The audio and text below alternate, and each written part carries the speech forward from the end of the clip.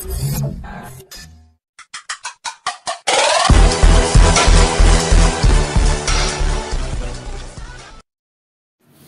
Back to Bang but আমি জ্যোতির্ময়। আজকে কথা বলবো ফাইটারের সঙ্গে শের খুল গয়া। এই গানটি লিখেছেন কুমার, কম্পোজ করেছেন বিশাল শেখর এবং গেয়েছেন বিশালন শেখর, বেনি দয়াল এবং শিল্পা রাও।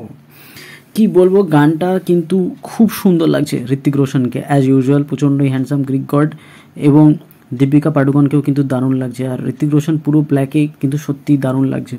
তবে এবার কিন্তু ঋত্বিকের যে একটু বয়স বোঝা যাচ্ছে তা না, ঋত্বিকের কিন্তু অল্প বয়স বোঝাও যাচ্ছে। তবে অত্যন্ত সুন্দরভাবে সিনক্রোনাইজ হবে ডান্স মুভসগুলো রয়েছে।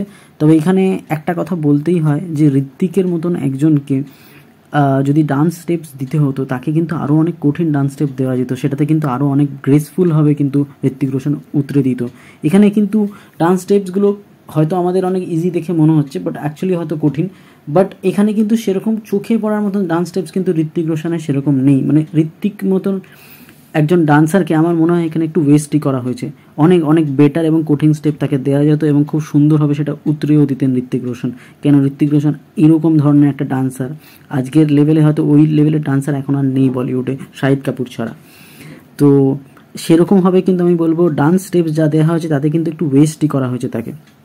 গানটা মোটের মধ্যে ভালো, তবে আমি খুব ভালো বলবো না। তবে পার্টি ট্র্যাক হিসেবে হয়তো নিউ ইয়ারে বাজতেই পারে। এখানে কিন্তু অনিল কাপুরের একটা স্পেশাল অ্যাপিয়ারেন্স আছে এই গানের মধ্যে, তাকে কিন্তু বেশ সুন্দর লেগেছে এবং ভালো লেগেছে এবং অবভিয়াসলি ইয়াং লেগেছে, সেটা অলওয়েজই লাগে। এখানে কিন্তু দীপিকা পাডুকোনকেও খুব ভালো লেগেছে। এবার এই গানটা সিনেমার কোনো অংশে থাকবে বা এটা প্রমোশনাল সং বলে দেখে মনে হয়নি, তবে এটা সিনেমার মধ্যে থাকবে বলেই আমার বিশ্বাস। এবং এই সিনেমায় যেমন যে জানি যে করণ সিং গ্রোভার আর অক্ষয় ওবেরয়ও আছে এবং অনিল কাপুরও একটা স্পেশাল পার্ট এখানে প্লে করছে। তো দেখা যাক। তবে আমার মনে হয় না যে গানটা খুব খুব বেশি চলবে বলে, কেন কি লিরিক্স সেরকম ক্যাচি কিন্তু আমার মনে হয়নি। তবে ভিজুয়ালি কিন্তু গানটা বেশ সুন্দর লেগেছে, কেন কি ঋত্বিক রোশন আছে অবভিয়াসলি। তো দেখা যায় গানটা কতটা জনপ্রিয় হয়। আর একটা কথা, সেটা হচ্ছে আমি যখন গানটার ভিডিও করছি তখন অলরেডি কিন্তু 20 মিলিয়নের উপর ভিউ পেয়ে গেছে ইউটিউবে এই গানটা।